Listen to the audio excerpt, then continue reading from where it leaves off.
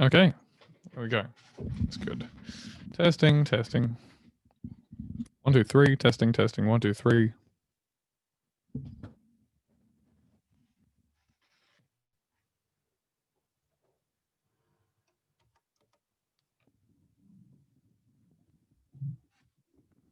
Testing, testing. 1, 2, 3. Testing, testing. 1, 2, 3.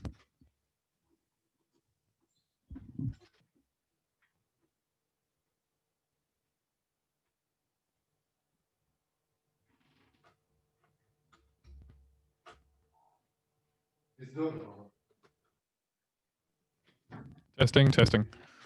Ooh, okay. Right, I'm back. Are we set? All right. Okay, it's all fixed on my end. All right, good. Well, You there? Pardon me. Sorry. Yeah. So we're recording, are we?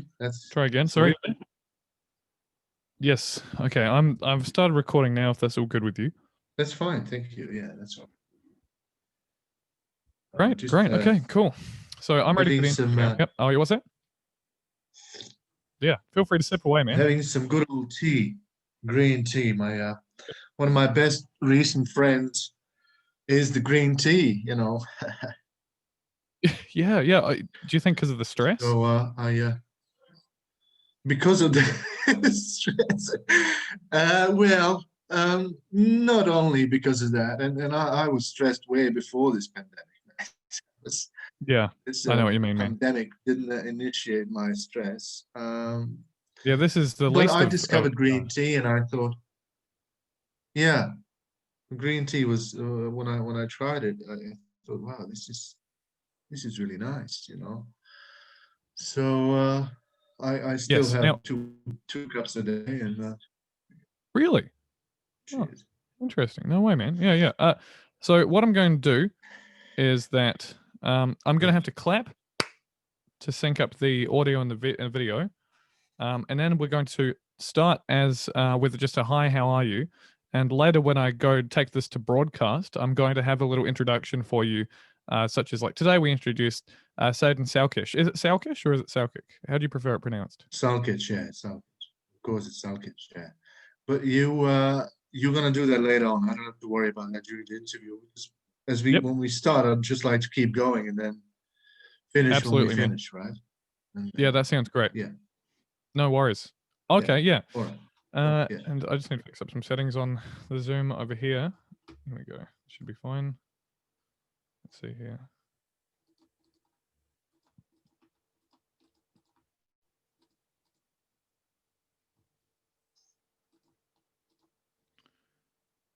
Okay, that's great.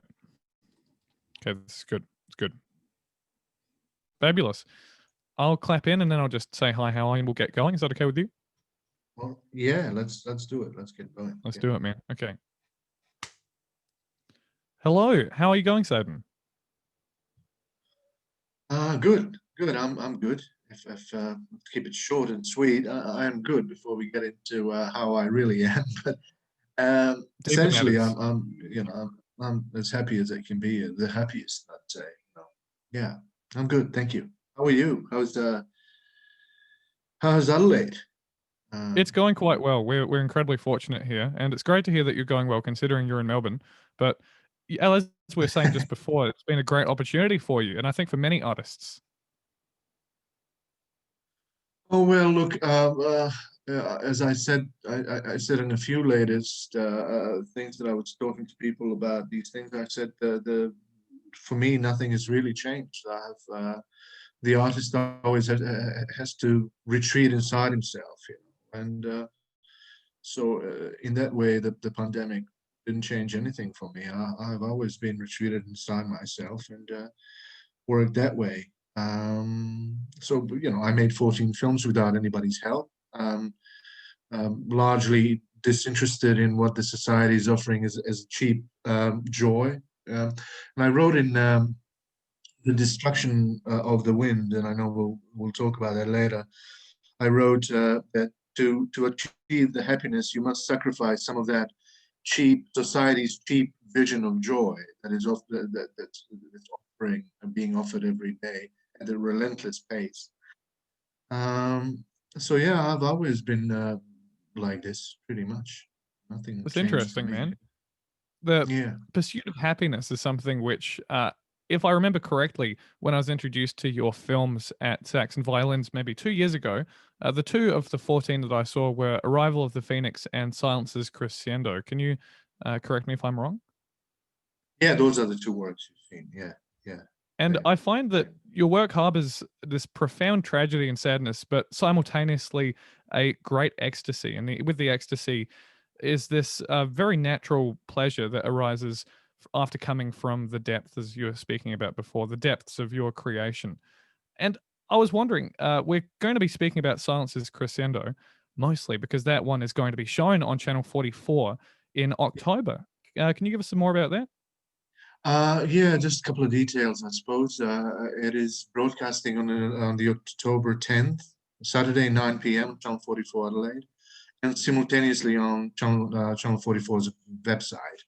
So it's available globally, really, that way. That's great. And it's also quite a pertinent film, I find. From what I remember, it was one of isolation where there is only one character uh, stuck inside a house with an intruder, which is quite a common fear for many. It's the sort of Twin Peaks house intruder, like primeval fear that we have. And I think that taps in for a lot of people with the pandemic as well, especially in Melbourne under lockdown. Unfortunately, the film won't be shown on TV in Melbourne, but it'll hearken to many people to the time when they were stuck in the house. And did you see that similarity when they wanted you to present Silence's Crescendo? Uh, that is an interesting point. I suppose there is a direct link with the current situation. And now that as you were talking about that, I sort of symbolize the intruder as the society itself. When sometimes, well, for me, it was the opposite. I wanted to be in isolation. I wanted to be away from the imposition of the society's blindness and the relentless pace coming from everybody's mouths, from every TV screen you look at. I wanted to be away. For me, the you know being isolated was the bliss, and I have always, as I said, lived like that. But as you were talking about the intruder in Silence Crescendo, now I think about it, well, maybe it is the symbol and metaphor for the society banging at your door, trying to invade your consciousness. Absolutely. And So that's that could incredibly be. pertinent with the news constantly berating people with this awfully tragic and soul destroying feed, which doesn't seem to end. And obviously, it's a reflection of the world we're living in, but at the same time, it's an intruder constantly pounding on our door and in a way stopping us from attaining some sort of zen or bliss. Absolutely. Again, I was just reading an interview I gave to Bill for his website years ago. Well, not that many years ago, maybe a year ago or something. And I was talking about the popular imposition being a criminal act of imposition, where people's consciousness is constantly defined for them before they even get to develop any sort of unique thinking. And that is one of the great sacrifices for the human beings, is to lose the original thought. And one is given a chance to have at birth, that chance is promptly being destroyed by the criminal imposition that young budding consciousness is being exposed to in the world. And I think and I feel that in the future, and not so distant future, the people will start suing these corporations for the invasion of their consciousness in criminal courts of justice, because it is a criminal act of imposition, unacceptable criminal act of imposition, and that is spread throughout the society for every aspect of their practice, of their evil practice. This is one of their greatest tools in their hands, is this criminal act of imposition on consciousness. Where That's then, interesting. I've where also been well, predicting it's the some most sort of important a problem. Yeah, because with this they set the new norm of normality. Where is normal? Now, they set the norm that it is okay to watch the mountain blow up. It is okay to destroy the world at the pace of madmen. they said that as some sort of capitalist normality. It's just normal. It's okay. And in fact, it is one of the greatest public criminal deeds that's being done at the moment and in history. Because everything was sort of leading to it. The Industrial Revolution, was the science of destruction, the invention of the tools of destruction. Even the Renaissance, and I wrote about this in the Destruction of the Wind. All these things, but the Renaissance was the first great evil, sinister step of the humankind, where human consciousness was taken away from the world, it was engaged with the world, it was fearful of the world, it was loving of the world around it. And then this so-called Renaissance, the first evil deed of humankind, where the human consciousness became separated from the world, and some story of religion, superficial religious stories were sold to the human consciousness. And that was the setting the foundation for okaying the destruction of the world that was to come in the hands of fascist capitalists. So all those players from they all played a part in making this possible, this madness that's happening at the moment. All that that's stuff is incredibly in the interesting. Destruction of the Wind. Now, Destruction of the Wind, is this going to be your first foray into societal and economic theory so much? Because it seems that this is both a commentary but also an autobiographical piece. Yeah, no, it's not my first. I wrote for years, after I had made my first film, Srebrenica Blues, which is a film about the genocide, Srebrenica genocide, the greatest genocide in Europe since the Holocaust. I made that film when I was 24, 25, and it is now considered to be one of the most unique of that genre. After I had made that film, I wrote. I wrote for years because I was trying to find a way to make another film. And in the meantime, I wrote. I hadn't started painting at the time, so I just constantly wrote. And that was one of my most intense worries. Was the destruction and madness that was happening around, this destruction of the world.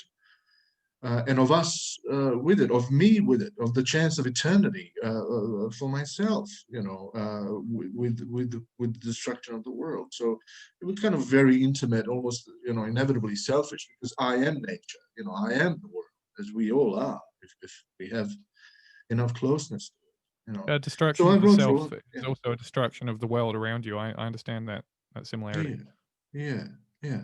So I wrote about it. It's not the first attempt at expressing those thoughts. But Hmm. It's it's a interesting. long time. Yeah, I find that this as well. I want to link this to the general zeitgeist that we're seeing at the moment. We're having these continuous climate protests, which I can't help ignore, and also link to the title and like the themes of destruction of the wind. You have this ongoing destruction of nature and of beauty, which is further worsening our interior. Like our own mental health is becoming like pressured and constricted and confined by what we're hearing constantly and this terrible simultaneous perverted destruction. And I imagine that Destruction of the Wind is speaking more at a large scale about, I suppose you're talking since the Renaissance, but now we're seeing Yeah, that being accelerated at an awful, yeah, awful rate. yeah. Do you touch on this much in Destruction of the Yeah, Wind? yeah. I talk about different things. I don't only talk about what is happening, but as an artist, as a human being, as a terrible word thinker, because there are so many far thinkers throughout history, and there have been that have brought us to this point. So to use language is involving myself with those other idiots who have used it before for dumb evil deeds that they have attempted.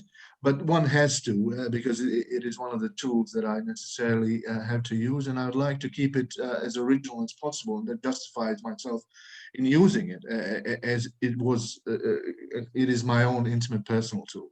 So yes, I talk about that, but I don't only talk about that. I try to offer a solution, a step-by-step solution. We don't live in a democracy. We live we live in a pathetic setup where the 1% of those who own everything, whatever they think is worth owning, this is my problem. I don't care if they own what they think is worth owning, implies destruction, criminal destruction of the supreme living substance in the otherwise empty universe. That is the world itself.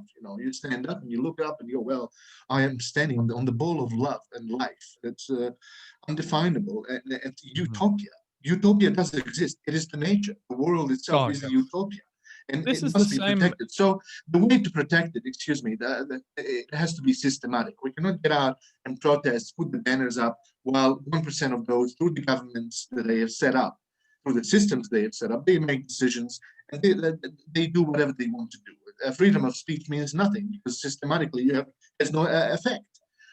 So what I am offering, what I think has to happen step by step, is introduction of neo-democratic electronic government, dehumanized government, where people's votes are simply counted upon the issues that are being sorted and the decisions put to practice without necessity of having one leader. I've spoken about this before. It is the turn that must be made, and this gives people the real vote, gives them power, and also gives them responsibility, and at the same time initiates the staggering evolution of human consciousness. Because once people realize that they do have the really can make decisions, that they vote really count, that ignites the evolution of human consciousness, human responsibility, human morality, and all that stuff. So I talk about that. I talk about introduction of neo-democratic electronic government, neo-democracy, because everything else evolves. Everything else evolves. We have only stuck on this aspect of democracy, which suits them perfectly, and they don't let it evolve. Everything else evolves around us. But they say, well, this is democracy. This is the ultimate way of governing. We cannot evolve this any further. Of course we can. Everything evolves, and this is the way to evolve it. Freedom is to be given to the people directly. So and that's the only way we can actually resolve the madness that's happening around us, thanks to this 1% of those who think that owning implies destruction. So I talk about that, but it is also a very intimate story of a man who is on his way to the magical wedding in winter. Where the love and the bare feet are melting the snow around them, and it's a couple of different journeys at the same time. But yeah, I find your work deals in these beautiful grand metaphors. And just to backtrack a little bit, when you're talking about the pure beauty, like you worded it brilliantly. Like, I wish I could kind of harken back to that. The beauty of the nature. And this is the same euphoria and ecstasy which struck me when watching Arrival of the Phoenix. Seeing just even the urban landscape of Melbourne and the nature intertwined with that, and the nature of the ocean and the clouds is just this pure and untouched beauty which we haven't reached the stage of. We can't tell that it's we can't visibly tell that it's been awfully destructed. And that is one of the benefits of art and your art. And I imagine as a visual artist, this was incredibly important for you, is expressing the sheer beauty of nature. And I find that yes, your work can have simultaneous effects of expressing the personal and also the exterior, the nature. Thank you very much, Leon. Thank you. I think what is important also is not just the beauty itself; it's the foundation of the beauty.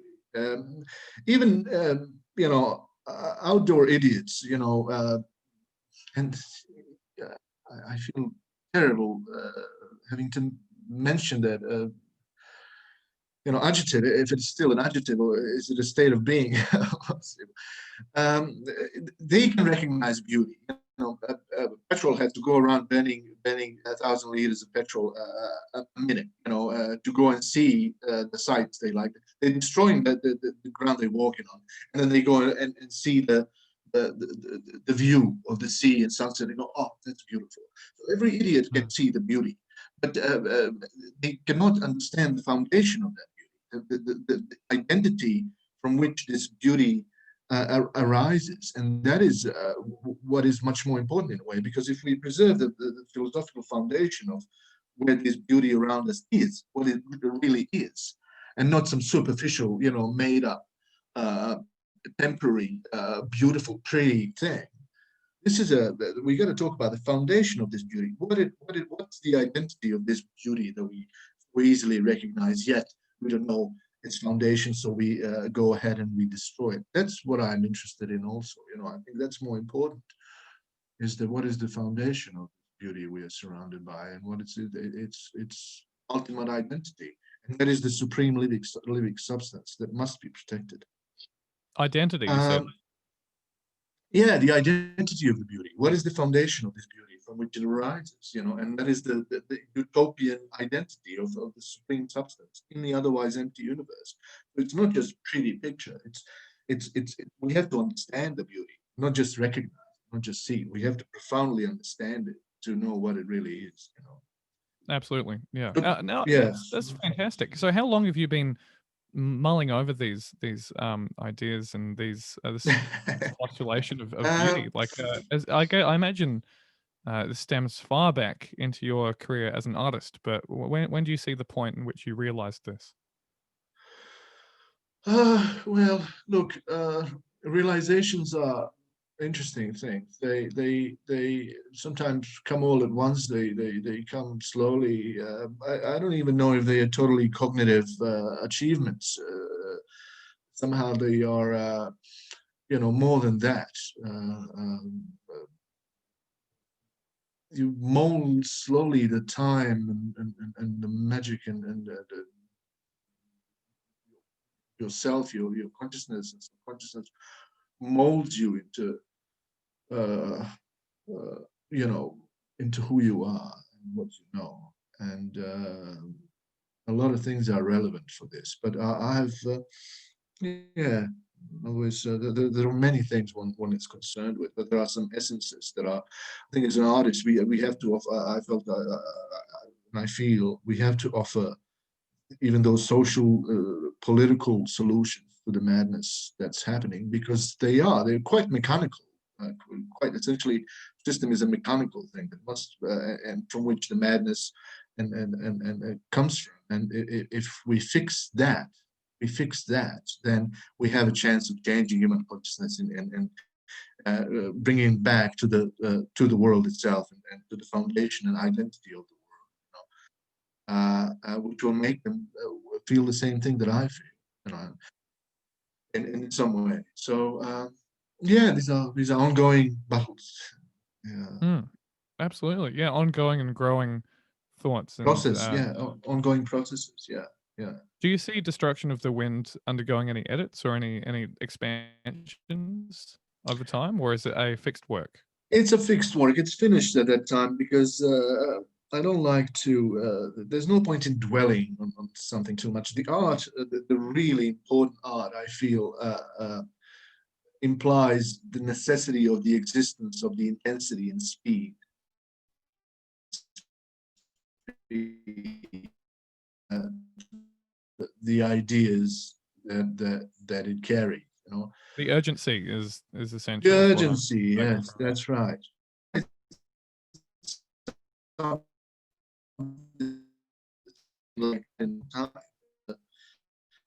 was a catharsis in some way, because I had made 14 films. Well, I made 11 films in the last 3 years. Yeah. 3.5 years. So I was pretty busy, and I got to paint a lot and all that, and now digital paint. But I felt I started writing this and it just developed, and yeah, it had to be done. Fantastic. Thank you very much for this. Now, we've been speaking about all of this, and I'm just wondering if the listeners are able to access any of this, your 14 films or Destruction of the Wind. I know that your visual art would be available somewhere. Is it Yes. open to the public? Look, it is. Of course, it is. The Destruction of the Wind is published, but it's part of the sort of on Kindle. But it's as part of the performative aspect of that. I put a huge price on it, so people probably cannot afford to buy it. If somebody really wants to read it, or maybe assess it, or analyze it, or write about it in some way, further it, or or something like that, I'll be happy to share it with these individuals. Send it to them directly for free, obviously, so they can analyze it and they can write about it, and they can take it further. The same is with the films. I'm happy to share. My films are being curated often enough, but for those that are not, I'll be happy to also do the same thing. Send it to each individual viewer that'd like to see them, or maybe write about them, or program them in some way. So I'll be happy to do that. Yeah, absolutely.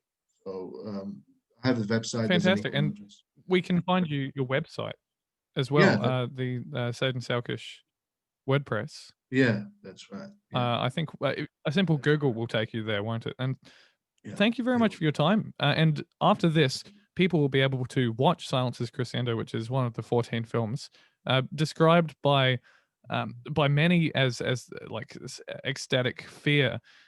And one of the descriptions was like a razor head on speed, I imagine. I think it's definitely worth a watch. That'll be on the Saturday, 10th of October at 9 p.m. on channel 44. Have you got anything else to say about that before we end the interview? It's a really important film. It's my first black and white film. Since then, I've never made a film in color. It's a film that John Flaus, based on that film, has compared my place in history of cinema to the place of Gertrude Stein in the history of literature. He considers Gertrude Stein to be one of the two greatest artists of the 20th century. So I was quite impressed by that.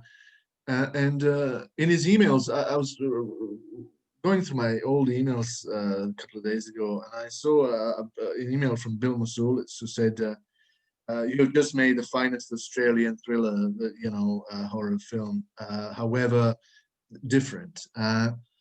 So it is a revolutionary film in its way. So yeah, I'm excited about it.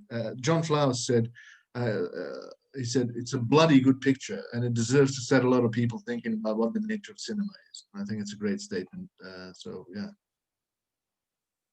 That's terrific. And people can express to you how they feel about it, and any reviews as well, as you've discussed before, by contacting you directly. Thank you so much for your time, Saidin. Pleasure, Leon. Thank you. Thank you. It's been a pleasure. It's been a pleasure.